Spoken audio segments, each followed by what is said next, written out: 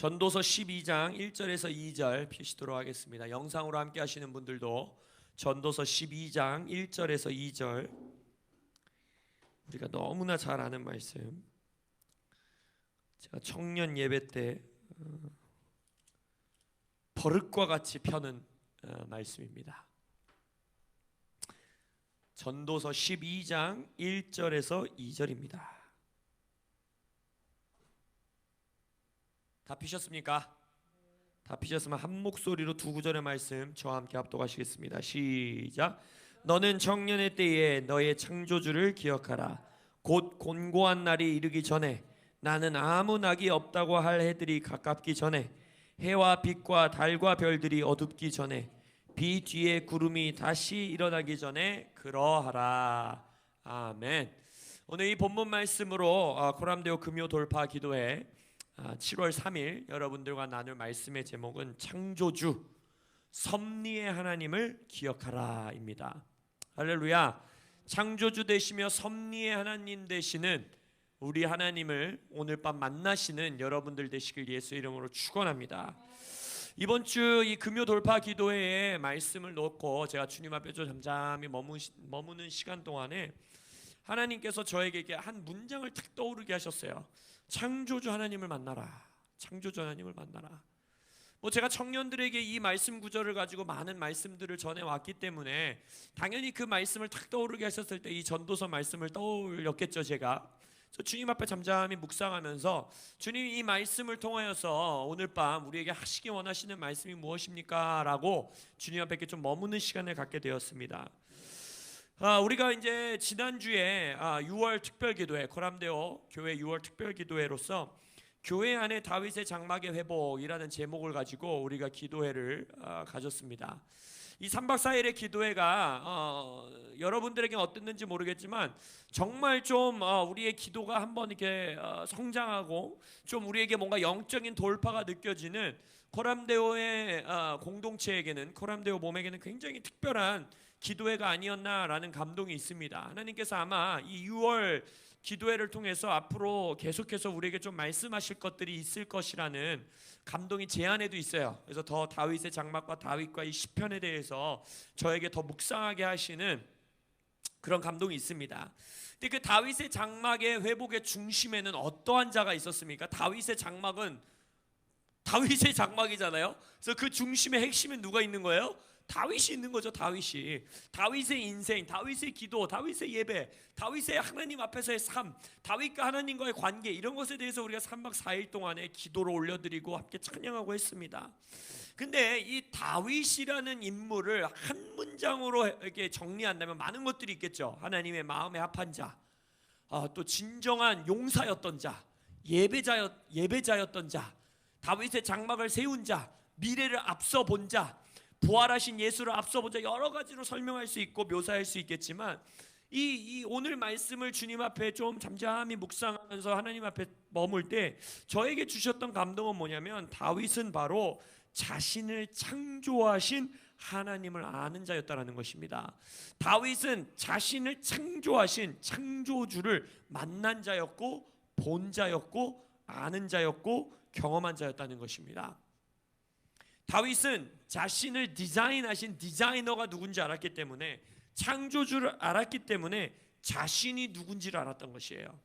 또 자신의 디자이너를 알았기 때문에 창조된 이 자신과 창조주 사이의 관계를 아는 자였습니다. 그러다 보니 자신의 인생과 삶을 디자인한 디자이너가 있다는 걸 알았기 때문에 그 디자이너의 의도와 계획을 또한 알았습니다. 그랬기 때문에 다윗은 다윗의 삶을 이 땅에서 살 수 있었던 것입니다. 우리가 지난 3박 4일 동안에 올려드렸던, 묵상했었던 다윗의 기도와 예배가 바로 그곳에서 터져 나온 것입니다. 자신을 창조한 하나님, 창조주 하나님을 알았던 자인 것입니다. 만약 이 방 안에 계신 여러분들에게 이 만물을 누가 창조하셨습니까? 라고 물어본다면 무슨 주일학교 질문도 아니고 당연히 하나님이요 라고 말하겠죠.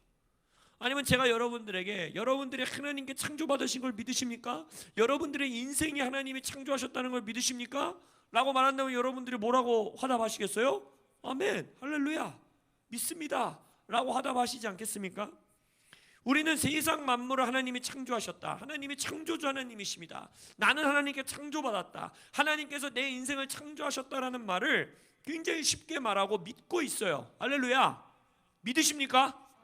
더 믿으시기 바랍니다. 그런데 그것의 진정한 의미가 뭐냐는 거예요. 하나님이 만물을 창조했다라는 것, 하나님이 나를 창조했다는 게 도대체 무슨 의미입니까? 단순히 학교에서 우리가 배운 피테쿠스, 그 원숭이, 우기까까, 그 원숭이가 우리가 된 게 아니고 하나님이 인간을 창조했고 하나님이 동물들을 창조했다의 의미로 끝나는 걸까요? 그게 도대체 무슨 의미냐는 거예요. 인류의 역사에 그게 어떤 의미를 갖고 있고, 아니 뭐 인류 역사까지도 오늘은 가지도 맙시다. 내 인생이 그게 무슨 의미냐는 거예요. 하나님이 나를 창조했다라는 게, 내가 창조받은 존재라는 것이 도대체 어떤 의미를 갖고 있냐는 것입니다. 그것을 오늘 질문하고 원하는 거예요. 하나님께서, 결론부터 말씀드리자면 하나님께서 나를 창조하신 분이라는 것을 내가 믿고 산다는 것은 어떤 의미이냐? 나와 내 인생을 디자인하신 디자이너인 창조주의 의도와 목적과 뜻과 계획이 있다라는 걸 믿는 겁니다. 그것을 한마디로 신학적인 용어로 설명하자면 뭐냐면, 우리 존재는, 우리의 인생은, 더 나아가 이 땅의 인류의 역사와 이 땅은 하나님의 섭리 안에 있다라는 걸 믿는 것, 그것이 창조주 하나님을 믿는다는 뜻이에요. 내가 창조받은 존재라는 걸, 내가 우연히 어떻게 이 생물체가 이렇게, 원숭이가 이렇게 돼서 내가 그냥 우연히 이 땅에 왔다라는 걸 믿는 게 아니라 정말 나를 창조한 분이 계시고 하나님이 이 땅 가운데 나를 창조하셨다, 만물을 창조하셨다라는 것을 믿는다라는 것은 온 만물이, 그리고 나의 인생이 하나님의 섭리 가운데 있다, 하나님의 목적이 있다, 하나님의 계획이 있다, 하나님의 의도가 있다라는 것을 믿는다라는 의미인 것입니다. 무한한 지혜를 가지셨고 불가능이 없으시고 모든 걸 해낼 수 있는 능력을 가지신 위대하신 그 창조주, 영혼을 디자인하시고 이 땅을 디자인하신 그 하나님께서 절대로 생각 없이 디자인하지 않으셨다라는 걸 믿는 거예요.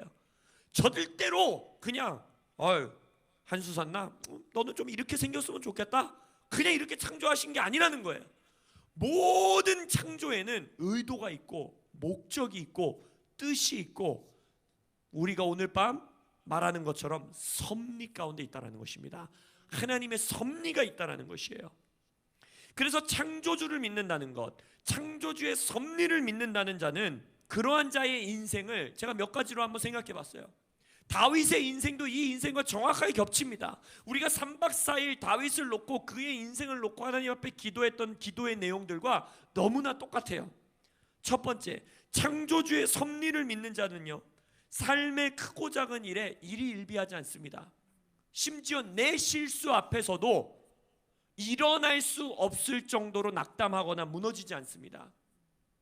두 번째, 그래서 하나님께 언제나 담대히 나아갈 수 있습니다. 세 번째는 하나님께서 나의 어떠함이나 내가 처해 있는 상황과 조건 때문에 나를 거절하지 않는다는 것을 확신합니다. 네 번째, 나의 어떠함, 나의 삶의 상황과 조건이 지금 말하고 있는 창조하신 창조주의 섭리를 절대로 거스릴 수 없고 절대로 무너뜨릴 수 없다라는 걸 믿고 살아가는 겁니다. 그리고 마지막으로 다섯 번째는, 그래서 하나님의 섭리 가운데 디자인되고 창조받은 내가 내 삶에서 승리하는 것이, 나를 창조하신 의도, 나를 창조하신 계획, 그 데스티니를 내가 이루는 것이, 그것 자체가 창조주인 하나님께 영광이 된다라는 것을 믿고 살아갑니다. 이해가 되세요? 내가 승리가 내 승리가 아닌 거예요. 내 삶의 데스티니를 내가 완수하는 게 나 잘라서 나의 목적을 위해 나를 위해서 하는 게 아니라는 거예요. 내 삶에 내가 하나님의 창조 목적을 완수하고 살아가는 것은 내 영광이 아니라 나를 창조하신 나의 디자이너의 영광이라는 것입니다. 그것을 아는 자, 그 자가 바로 창조받은 것을 믿는 자, 창조주의 섭리를 믿는 자의 인생인 것입니다. 그러한 자의 태도는 어떻게 하겠어요? 나는 절대 패배할 수 없다라고 믿겠죠. 할렐루야. 그리고 또 뭐예요? 하나님께 담대히 기도할 수 있겠죠. 나의 승리는 주님의 영광을 위한 것입니다. 내가 이 땅에서 하나님의 뜻을 이루는 것은 하나님의 영광을 위해서입니다. 하나님은 그의 영광을 절대, 창조주 하나님은, 스스로 계신 하나님은 절대 그의 영광을 다른 자와 나누지 않으십니다. 이사야서에서 뭐라 말씀하십니까? 나는 여호와이니 이는 내 이름이라. 나는 내 영광을 다른 자에게, 내 찬송을 우상에게 주지 아니하리라. 할렐루야. 하나님은 우리의 삶을 통하여, 하나님이 디자인하고 하나님이 창조하신 우리 존재들을 통하여, 고람데오 교회를 통하여 받으셔야 되는, 취하셔야 되는 영광을 절대로 다른 사람들에게 나눠주지 않습니다. 절대로 우상들과 그것을 나누지 않으십니다. 그래서 우리는 반드시 승리하는 것입니다. 우리는 반드시 이기는 자로 일어나게 될 것입니다. 나는 여호와이니 이는 내 이름이라. 여호와, 내 이름. 하나님의 이름을 우리에게 무엇이라고 소개해 주셨어요? I am who I am. 그게 무슨 말이에요? 나는 나다 이 뜻이잖아요. 영어 성경이 한글 성경이 이거를 꽤 전 잘 표현했다고 생각해요. 나는 스스로 있는 자다라고 그랬어요. I am 뒤에는 뭐가 나와야 돼요? I am 땡땡 이게 나와야 되잖아요. I am Korean 이러면 무슨 말이에요? 나는 한국인이다. I am a mother 이러면 무슨 말이에요? 나는 엄마다. I am a son 이러면 무슨 말이에요? 나는 아들이다. I am 땡땡 이게 나와야 된다라는 거잖아요. 그 정체성을 우리는 부여받아야지만 가질 수 있습니다. 맞습니까? 내가 나 아들이에요 라는 정체성은 어디서 받아요? 내 부모가 나를 낳아줌으로써 그게 부여되는 거예요. 맞습니까? 내가 엄마다 라는 건 정체성은 어디서 부여받습니까? 내 자녀로부터 내가 부여받는 거예요.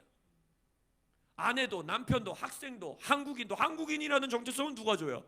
한국 정부가 주는 거예요. 이 사람은 우리 국가의 일원이다 라는 이 정체성을 받는 겁니다.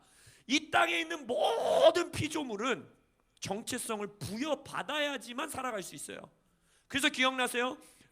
제가 여러분들 성경 공부를 통해서도 여러 번 설교를 통해서 말했던 것처럼 아담이 기린을 향해서 기린이라고 말하는 순간 기린은 어떻게 됐다?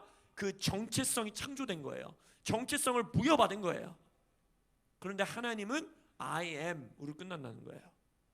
I am who I am. 그게 무슨 말이에요?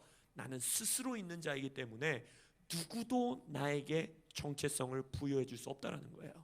그게 결국 무슨 말이에요? 나는 창조주다라는 뜻이에요. 나를 창조한 존재는 존재하지 않는다. 내가 모든 것에, 모든 존재의 창조주고 내가 모든 정체성들을 부여한 자다라는 것이 바로 하나님의 선포이신 겁니다. 그게 하나님의 이름인 거예요. 그게 무슨 말입니까? 하나님을 아는 자는, 그 디자이너가 누군지를 아는 자는, 창조주 하나님을 아는 자는 내가 어떤 디자인을 갖고 있는지를 안다는 거예요. 디자이너를 알아야 디자인을 압니다. 무슨 의미인지 아시겠어요? 창조주 하나님을 아는 자들은 내가 어떤 디자인을 갖고 어떤 섭리를 갖고 어떤 계획을 갖고 창조받았는지를 아는 겁니다. 그럼 디자인을 아는 자는 그 디자인의 목적을 부여합니다. 마이크가 왜 여기가 뾰족뾰족하게 생기지 않고 이렇게 둥그렇게 생겼느냐? 목적이 있기 때문이에요. 사람의 손에 붙들려서 소리를 발해야 되는 목적이 있기 때문에 이 디자인은 이렇게 생긴 겁니다. 만약 이 디자인을 완전 뾰족뾰족한 가시같이 만든 마이크가 있다라면 어떻게 되겠어요? 안 팔리겠죠. 아무도 안 사겠죠. 왜요? 그 목적을 이루지 못하기 때문입니다. 그래서 모든 디자인에는 그 디자인의 목적이 있는 겁니다. 그래서 디자이너를 아는 자는, 창조주를 아는 자는 자신의 디자인을 알게 되고, 자신의 창조 디자인을 알게 되고, 그 디자인을 아는 자는 그 디자인이 부여하는 나의 목적을 알게 되는 겁니다. 그것에 관해서 제가 굉장히 재밌는 영상을 하나 찾아왔는데, 우리 장로님이 잘 틀어주실 수 있다면 우리 영상을 좀 하나 보고 계속 말씀을 나누겠습니다. 무슨 영상인지 이해되셨어요? 딸이 아이패드를 아버지에게 생일 선물로 사줬는데, 그 아이패드를 나이 많은 아버지는 어떻게 했어요? 도마로 사용한 것이죠. 이게 무슨 말이냐? 디자인은 목적이 있다는 거예요. 목적이. 여러분들에게 질문하고 싶은 것은, 여러분은 도마의 디자인을 갖고 사시고 계십니까? 아이패드의 디자인을 알고 사십니까? 아이패드의 디자인을 전혀 모르던 아버지는 이게 아이패드가 뭔지, 아이패드의 목적이 뭔지, 역할이 뭔지 아무것도 알 수가 없었다는 거예요. 왜요? 이 디자인을 몰랐기 때문에. 이 아이패드를 만든 디자이너를 몰랐기 때문에 그 아버지에게는 그것이 아무 의미가 없는 것이었던 것입니다. 더 나아가서, 그럼 목적은 뭘 줄까요? 목적을 아는 자는 뭘 또 알 수 있을까요? 목적은 데스티니를 허락합니다. 그 목적이 반드시 도달하는 그 종착점을 알려줍니다. 마이크의 디자인을 알면 이 마이크의 목적을 알고, 이 마이크의 목적을 알면 뭘 알아요? 이 마이크의 어디로 도달해야 되는지, 어떻게 작동하는지를 우리는 알 수 있습니다. 그래서 디자이너를 아는 자는 자신의 디자인을 알고, 자신의 디자인을 아는 자는 자신의 목적을 알고, 자신의 목적을 아는 자는 자신이 어디로 가야 되는지를 아는 겁니다. 자신의 데스티니를 아는 거예요. 그럼 자신의 목적지, 자신의 데스티니를 아는 자는 또 뭘 알게 될까요? 자신에게 주어진 책임을 알게 됩니다. 따라서 창조주의 섭리를 믿고 살아가는 자, 내가 창조받은 존재이고 하나님이 나의 창조주라는 것을 믿고 살아가는 자는 오늘의 삶의 뜨거운 열정과 책임을 가지고 살아갑니다. 절대 하루를 허투루 살지 않습니다.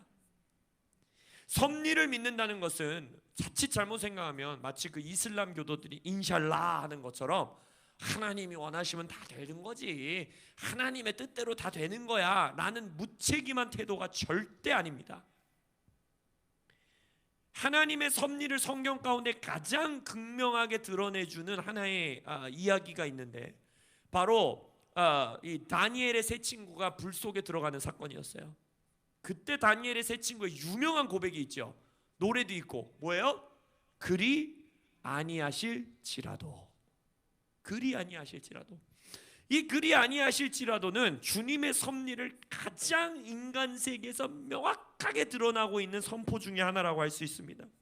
그들은 그냥 편안한 가운데 그러시든지 저러시든지, 하나님 뜻이면 이러실 거고 하나님 뜻이 아니면 아니실 거고, 그러니까 그리 아니하실지라도 괜찮아요 라는 태도가 전혀 아니었다라는 걸 우리가 알고 있지요.